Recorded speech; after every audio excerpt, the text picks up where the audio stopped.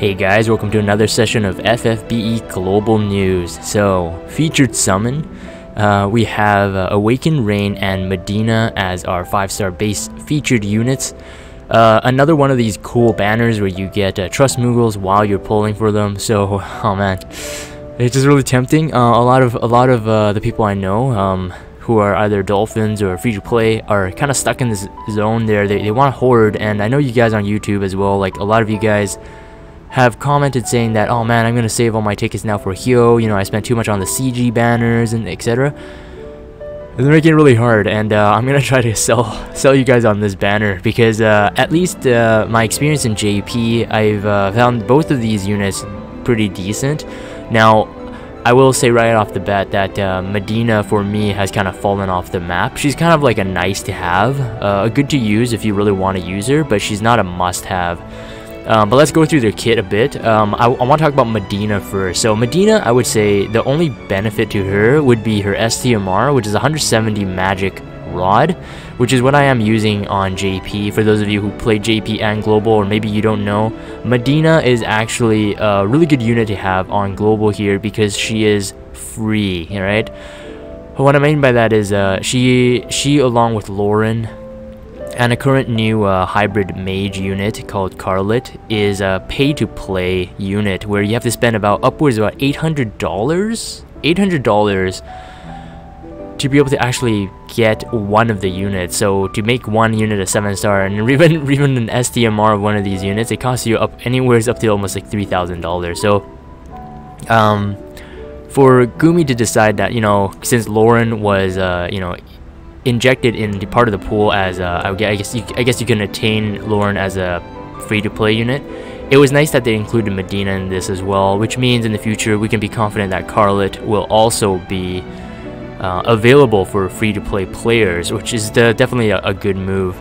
Now Mediena, the only reason I would say if you guys want to pull her for her Trust Mastery, it will be for a long time, even in the 7-star meta, as a best in slot mage accessory, or ability rather. It is an ability with dual wield, but it's kind of like Lauren's TMR, like Awesome Swordsman, where you get attack with 2 swords, but with hers it's like kind of like the flip side. You get 15% magic equipped with a rod, and 15% magic when equipped with a robe.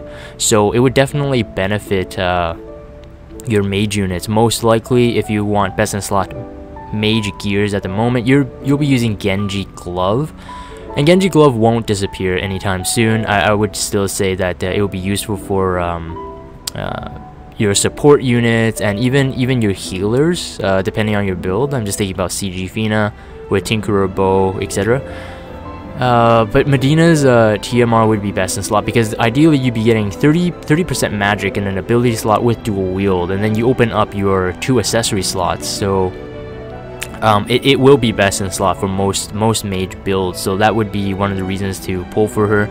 And obviously because she is a free-to-play unit, so as I've heard, I don't know if it's confirmed, but as I've heard, it's more likely to pull a unit you've already pulled from off-banner rainbows, etc. So if that is the case, then if you pull Mediena here with a higher rate, then in the future you might be able to get 2, 3, or maybe her STMR, which, like I said, it is 170 magic, which is one of the strongest rod STMRs. I think Dragon Lord, who is exclusive, has a stronger rod than hers, but I would probably have to look into that a bit more. A couple notable things for her is that she does have a couple abilities that is really nice, and obviously with 7-star just around the corner, we have to consider their 7-star form. Like I said, she will be good in her 7-star form because then she has access to Tornado, Kuraga, so she'll become like a little off healer. She'll have access to MP battery skills, which can do an AoE 60 MP recovery instant, but costs 80 MP to herself. She gets black magic triple cast black magic, and she's really mostly a black magic mage, like fully. Banishka, Blazaja, she comes with 2 ice new ice moves, which is available in her 6-star form, so definitely check this out. She has Freeze. It's a AoE 8 hit 2.75 magic damage modifier, and then also imperils ice for 3 turns. That's really good. It's a chaining skill, so if you want ice chaining, that might be something you would look forward to. And of course the imperil, so it kind of works like the tornado family kind of thing, where you imperil the same element as your chaining. And then she has Zoblizza. Zoblizza is a 1.2 times magic damage modifier, and you can stack it max up to 10 times, 9 or 10 times. So it's better than Blizzaja, which has a stackable up to 5 times. Even though the damage modifier is smaller for Zoblizza. So all these things are something to consider if you want to pull for her. And like I said, I have her in her 7-star form. I haven't really seen a need to use her. So if you are pulling her, I would say pull for Awakened Rain, which I would say would be the one you want to pull for here. And if Mediena comes as a rainbow, you know, as the other rainbow that you're not chasing, take it and be happy with it, because the TMR, like I said, it will be best in slot for mages. Awakened Rain though is I would say our real feature here. If you have the limited magic tank Chow, the dog, you may not need Awakened Rain. Chow does some things better than Rain. Rain does some things better than Chow. I would say Rain's niche over Chow is that he can do damage. Really decent damage, and spirit scale to magic kind of damage, and he fills his LB just like uber quick. But I think Chow has passives like that as well. But let's look into his kit a bit. I'm gonna skip a couple of skills that I find that may not be useful. So Escort Leader is AoE buff, so just like Rain, for like almost every version of Rain, he has like an AoE party buff. He is this charismatic dude. The leader, you know, he wants to buff up everyone, get the morale up. I suppose that really fits his character. But Escort Leader is an AoE, so full party buff, 60% attack, defense, magic, and spirit for 3 turns. I mean, it's decent. But if you run a dedicated buffer, you will most likely not use that. What's good about his kit is that he has 100% provoke for 2 turns, but a 30% damage mitigation while provoking. So finally, if you were ever running Bosch as a provoke tank and a magic tank at the same time, finally you don't need to do it, because Rain has better damage mitigation than Bosch does in his magic cover and his provoke, and he has 100% provoke, so you don't need to gear Bosch with like Golem and Mughal plushie. Rain can do that himself, so that is really good. Rain is obviously, like I said, a magic tank, so you would expect very high base spirit, and also really decent passives for her spirit, which is the case. You can easily get him, I think even in his 6-star form, with the gear I have, I think I can get him to at least over 1,000 spirit pretty easily, which makes him a very strong magic tank. I think with the same gears on my Bosch, because Bosch has lower base spirit, I can only get my Bosch to about 926 spirit. I think that's the highest I've tried. So with Awakened Rain, that will completely change it. And like I said, because he can provoke himself, that would be very nice to have.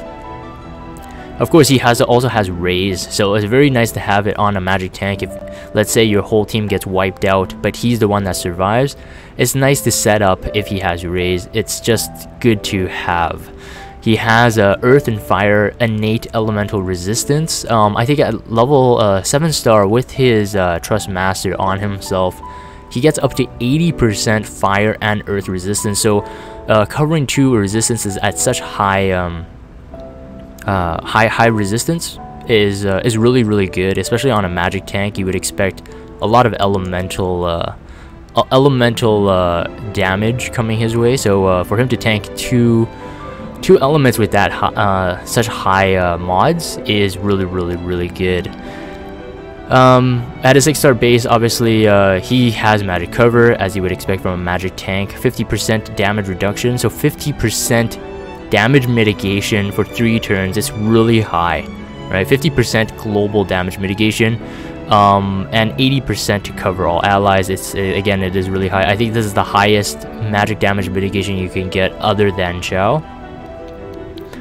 He can buff himself 200% spirit for 2 turns. He also has skills like single target 3.6 times magic damage, spirit as magic, so spirit scaling to magic, 10 hits. It's a neutral element, and he has similar stuff for a 7-hit fire move and a 7-hit earth move, 3.6 times magic damage modifier with spirit scale to magic. So again, you don't need to equip him with high magic gear. That means if your spirit is really high, he'll do magic damage based on that spirit stat instead of the usual magic stat. Very good to have around. In his 7-star form, you can consume his LB to heal the whole party 5000 HP, 50 MP, which is really nice to have. Consume half the LB, I would say, actually, not the full LB. So it's really good to have him as like a kind of like off healer MP battery if needed. He also has 100% cooldown skill at 7-star, 100% all status ailment resistance for 3 turns for the whole team. It's a 3-turn cooldown, so that means so 2-turn cooldown, so that means every time you use it, you can cycle it back again. The provoke is 2 turns, the cover is 3 turns, and so if you're running like, I don't know, a trial that has constant status ailments but then single target attack and then does AoE magic, then Rain is the one for you, because if you can cycle him, you cycle the cooldown skill and keep him alive, you will have full status ailment protection all the way around. Now he also has stop resist in that full status ailment protection cooldown skill. I don't think he has charm. I think it's just stop resist, but that means he can do what Mediena does. But he's such a much better magic tank because he could equip light shields, heavy shields, hats, helmets, clothes, light armor, and heavy armor. And then for weapons, he can equip hammers, spears, mace, fists. So you can think about the potential here. For fists, you can have like a Gaon's arm, have a higher LB fill rate. For daggers, you can have, I don't know, like maybe evasion gear. Hammers and mace, you can have you know, like we recently got Frying Pan from the FF4 event, and if you had Fang Breaker from a previous event, both of those give 15% HP in that equipment. And in the future item world, when you can actually enhance those things, you would want to enhance it with HP, and then you put it on Awaken Rain, and it's really good. He can equip large swords as well, and this will, for a really long time, will be his best in slot. You can equip Crimson Saber, his unique Great Fire Sword, that 90 attack one you get from the Trial of the Burning Souls or something like that. Equip that to him, he gets 30% HP, alright? 30% HP, so that's no joke. Imagine you, you know, let's say you have other fire swords that have higher attack. You consider that, you know, I'll never use Crimson Saber as an actual attacking, you know, large sword. Later on, again, in the future item world, when you're allowed to enhance large swords, just enhance that sword. It has 30% in it. Imagine you get, I don't know, let's say you get another 30%. 30% enhanced to that grade, so then 60% to range. So you can see the potential, and that's why he is really, really good. His Trust Mastery is no joke either. 40% Spirit, so 40% Spirit is no joke already, and then 20% HP, and then 2 LB fills per turn. Really good for him because he'll really live off his LB and his LB gauge. He has a self buff that it's just like kind of like Reagan. We recently, I think it's called I forgot what it's called, but basically you can consume your LB. This takes the full LB though. Consume your LB and buff yourself up by 200%. So 200% beats anything that CG Nicole can dish out. It's a self buff, obviously. So if you're Rain, you don't want to use his actual limit burst, consume it and you go complete awakening, 200% attack, defense, magic, and spirit for 3 turns. It's a buff, and then a 30% damage mitigation for 3 turns as well, and then also heals himself for 3 turns over time and MP over time. So it's really, really good. Again, like I said, if you have his DMR on and he has 100% LB fill rate in his passives, then you can imagine you'll be really using him as an LB tank almost. Really, his LB is actually really good as well. It's a it's a 12.4 times damage modifier, magic damage, but again spirit scale to magic. It's a 24 hit when you max level it at a 6-star. At a 7-star, when it's level 30 limit burst, it's a 26 times magic damage, spirit as magic as well. So it does a lot of damage. I've used it a lot in JP as LB finishing for some trials, and he's really annoying in the arena. If you pull him in the arena, oh man, people are gonna hate you for it, because he also has single target magic cover, a 30% chance to protect one ally with a 50% magic damage mitigation, and as you know, once you cover with magic or physical, the chain breaks. You can't chain it in arena, so you literally can't one-turn KO them unless you use physical. But yeah, he could be really fun in the arena for a while, but he is really annoying though, I have to say. I hate running into him in JP because that's how annoying he is. But his LB, even though when you max it up, 24 hits, like I said, it's a really fast frame, and for my testing, it can chain with Hyo's LB, which can be really deadly again in JP arena. That's like pretty much a really fun AI team you can run to troll people with. But later on, I plan to do an arena video 101 for those of you who want to get really deep into arena. I share my experiences there, but that's all I'll have to say for now. But anyways, if you're gonna pull on this banner, definitely aim for Awakened Rain, and if Mediena comes as an off banner, well, not off banner, but as another rainbow that you weren't chasing, still be happy with it. The only thing is that the 4-star is shield, and by this time I think you guys may have too many shields. And Shoutout is our 3-star, so those are kind of like neglectable. I won't talk about them now, but if you have Awakened Rain, you really wouldn't need to use shield. Whoa, wait, one thing I actually have to note too, because shield reminded me, Awakened Rain 7-star cooldown skill that I said has 100% status ailment protection, has also 100% break protection. Alright, so that means he covers both shield and Mediena. Alright, so that's what I wanted to say here. And we have a new trial yet again. We have 2 new trials this week, and it's sad that they dropped the news on Thursday. So really, if you're listening to my voice right now and you're hearing the news, you might be asking, Jagan, I already know about this. Yeah, please don't blame me. I'll do my best to kind of explain it, but basically you'll definitely catch videos of me attempting this later on. As usual, I will try to take on these trials for you guys, and for fun, of course, because I'll be gearing my guys up with the best gear I have, so it may not be free to play friendly, but hopefully you guys enjoy the tactics behind it. Anyways, Greater Demon level 99, I did take him on in JP, 1-turn KO every single step. So there's a couple battles in this, I think it's like 6 or 7 battles. So Demon is the very last one you actually face, but you have 6 or 7 different types of bosses with different types of attributes and different things you need to consider. So it's one of those, push your limits, what's the best team comp kind of trials. Definitely you need to use your brain for this to set up your team properly. Yeah, so I really don't know what they do.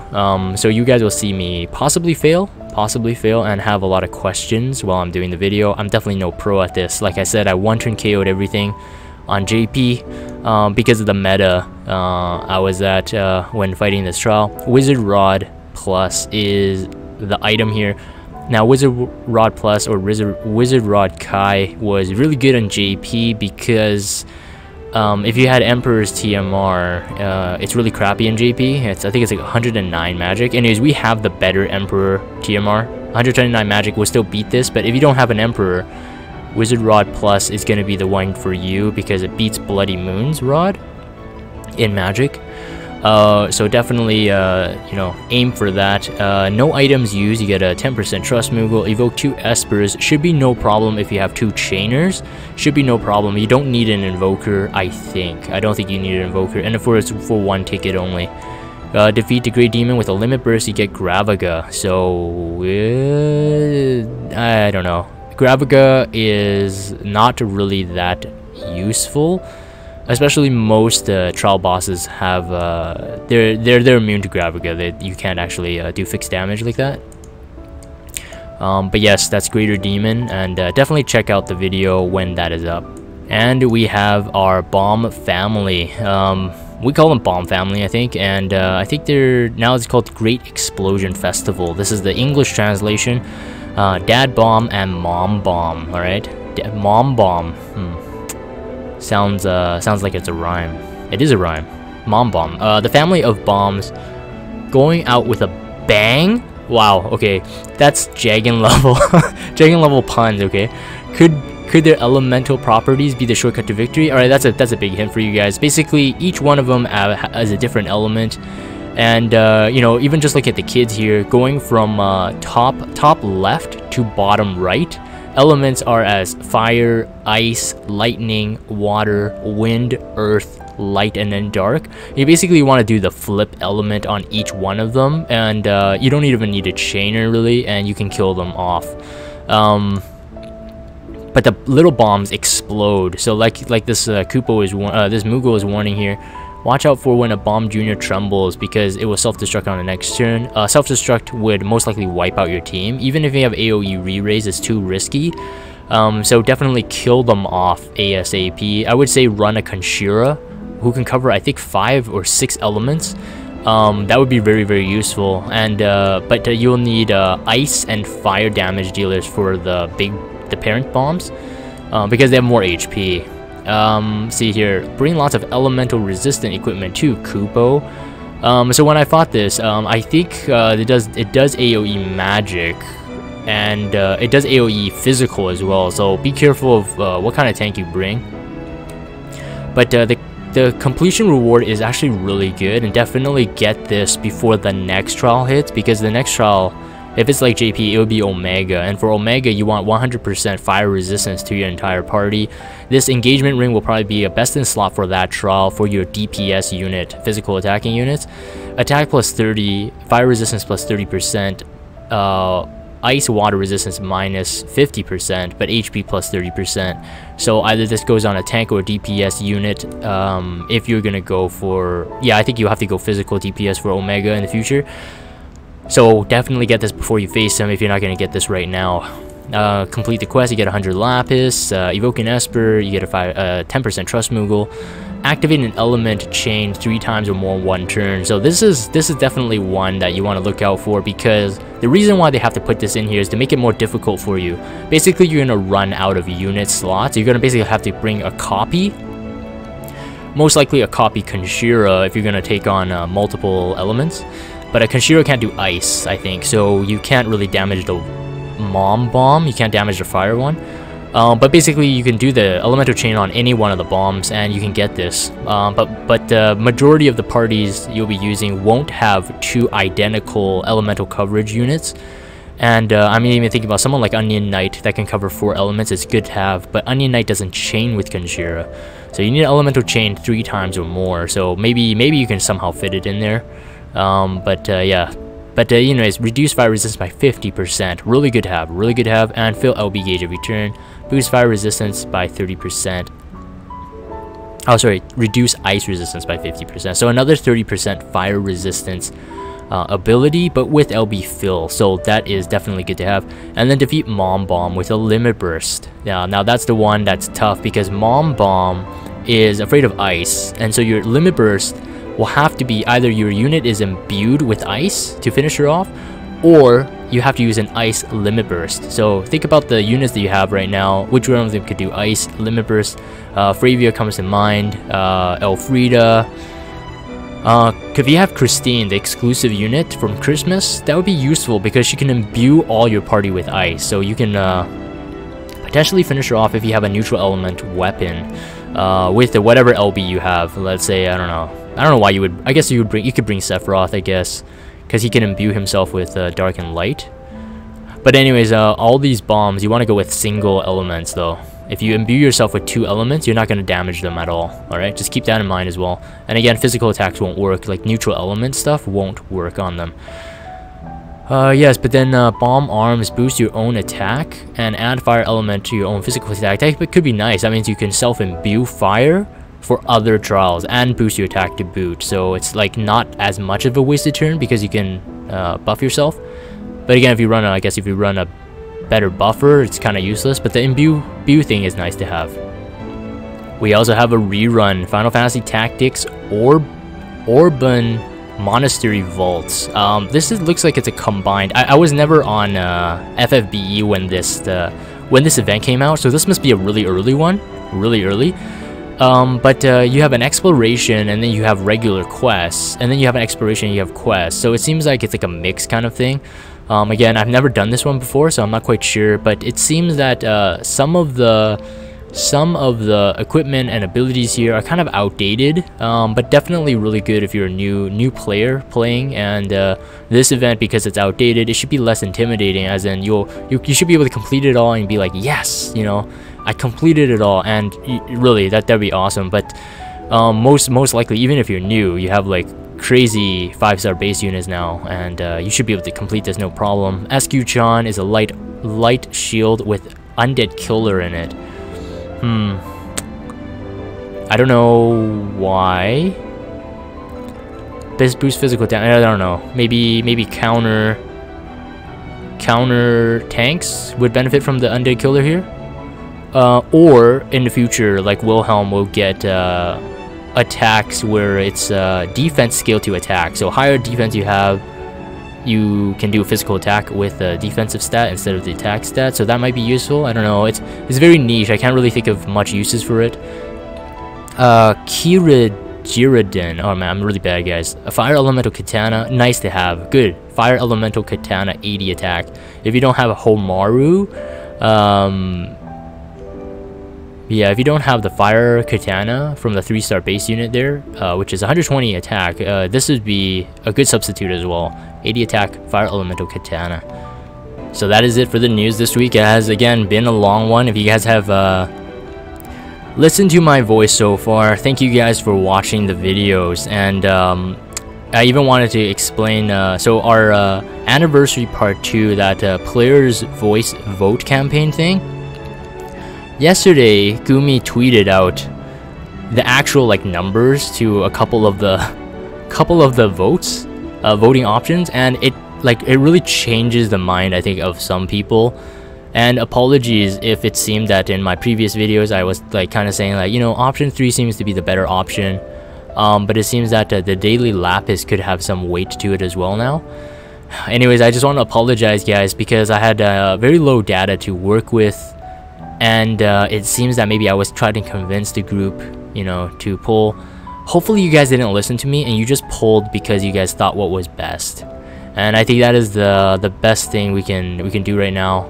I did reply to that tweet and I said, you know, could you guys not have give us this info like a week earlier? You know, we were waiting for that info and just never came. So I think people just started pulling already, right? I don't think very many people have held onto the tickets up to this point. And another thing is, again, I do appreciate you guys watching my content. I do want to give a little shout out. I got a little story to share here at the very end. It's quite sad. When I heard the story, I was kind of brought to tears, like just hanging there, because it is quite sad. So basically, one of my members on Discord, and dude, you know who you are if you're hearing this.